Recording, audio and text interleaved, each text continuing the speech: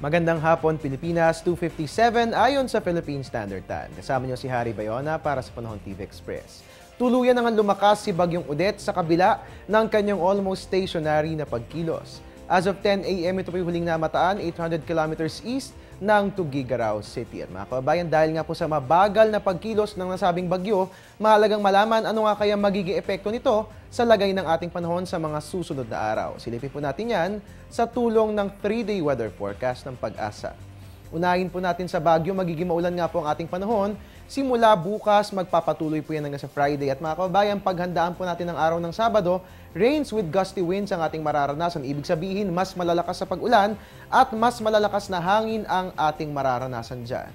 Sa Metro Manila naman po, dito po sa atin, rain showers or thunderstorms ang ating mararanasan. Simula bukas, magpapatuloy po yan hanggang sa Sabado. Bitbitin po natin palagi ang ating mga payong.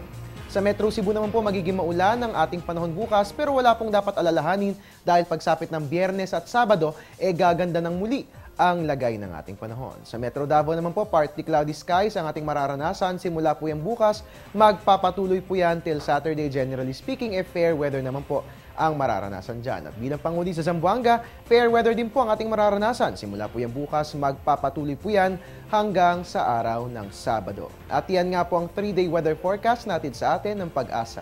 Magbabalik po ang ating ulat panahon makalipas ang isang paalala. Teng, ang package. Ma'am, sabi ng Air 21 on the road na. Ano, Teng? Ang package. Ma'am, sabi ng Air 21 na receive na. Okay, very good. Basta padala, sagot ka ng Air 21. May real-time delivery updates via text para worry-free ka. Teng, ang package, napadala mo na? Yes, ma'am, sa Air 21. Sa Air 21, sagot ko, padala mo. At mga kababayan, mahalagang malaman natin ang iba't ibang emergency hotlines na maaari nating tawagan sa oras ng sakuna para tayong lahat ay laging handa. Mga numerong dapat tandaan sa oras ng kalamidad.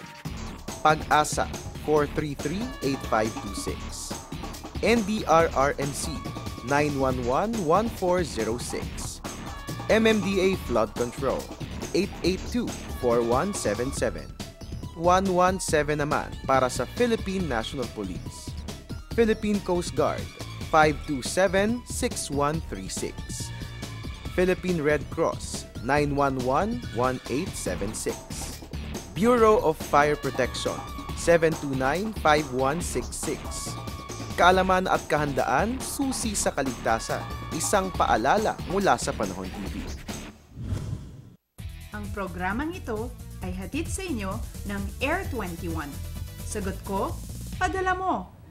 At iyan po muna ang latest mula rito sa Pag-asa DOST. Antabayanan po ang susunod kong ulat panahon mamayang 4:30 ng hapon. Dito lamang po yan sa Panahon TV Express. Kung sa walang pinipiling panahon, ang pagbibigay impormasyon. Hindi pong nakasama ang new weatherman, Harry Bayona. Diyos maray na hapon sa Indogabos.